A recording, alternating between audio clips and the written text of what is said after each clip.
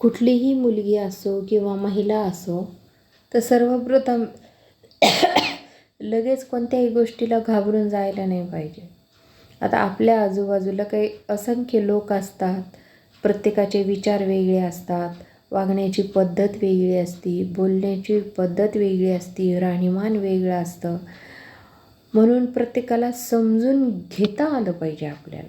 आणि दुसरी गोष्ट म्हणजे जर आपले मतभेद त्या व्यक्तीशी जर जमत नसते ना आपले विचार, तर जास्त त्याच्यासोबत मैत्री करायला नाही पाहिजे.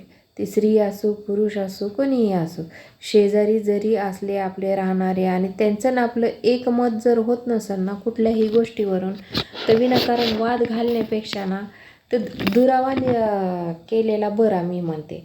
कारण प्रत्येक वेळा काय लोकांच्या पुढं करायचं, मला तर कोणाच्या पुढं करायला अजिबात आवडत नाही. ठीक आहे, आपल्या काही गोष्टी त्यांना आवडत असतील तर मग आपण सुद्धा थोड्या बहुत त्यांच्या पण काही गोष्टींना म्हणजे सहमत झालं पाहिजे की बरोबर आहे. म्हणजे XYZ कोणतीही असो, शॉपिंग असेल किंवा कुठल्या धार्मिक कार्याचं असेल किंवा कुठला एखादा सांस्कृतिक कार्यक्रम असेल, ट्रीप असेल किंवा एखाद्या ठिकाणी आपल्याला कुठंतरी फिरायला जायचं, डब्बा पार्टीला जायचं आणि मग तिथला मेनू काय असेल असं जर आपल्याला वाटत असेल, तर मग अशा वेळेस आपण एकमेकीला नाही का शेअर करत, तू हे आण, तू ते आण, असं करू आपण, तसं करू आपण. अशा लहान लहान गोष्टीवरून पण कधी कधी वाद होत असतात.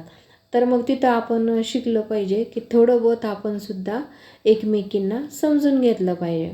कधी लेकरावरून भांडणं होतात, कशावरूनही होतात, चालण्यावरून, बोलण्यावरून, आजूबाजूला. आणि एक गोष्ट तर म्हणजे कायम लक्षात ठेवायची की देवाने आपल्याला आई पण दिलं आहे, ते लेकराच्या शपथी खाण्यासाठी तर अजिबात दिलं नाही. कितीही प्रसंग मोठा येऊ द्या, खऱ्या खोट्यावर गोष्टी येऊ द्या, मग कधीही लेकराची शपथ खायची नाही. आई पण ही असंच मिळालेलं नसतं. ज्यांना लेकरं नाही त्यांना तुम्ही पहा, ते लेकरांसाठी किती झुरतात. आणि आपल्याला आहे तर आपण म्हणतो का बरं लेकराची शपथ किंवा देवाची शपथ. देवाला कशाला मध्ये आणायचं. आपण जे काय तो आपल्यात आणि समोरच्या व्यक्तीमध्ये वादविवाद होतात, तर ते आपल्या दोघांनाही सत्य परिस्थिती माहीत राहते. मग उगाच देवाला कशाला मध्ये आणायचं किंवा लेकरांना कशाला मध्ये आणायचं.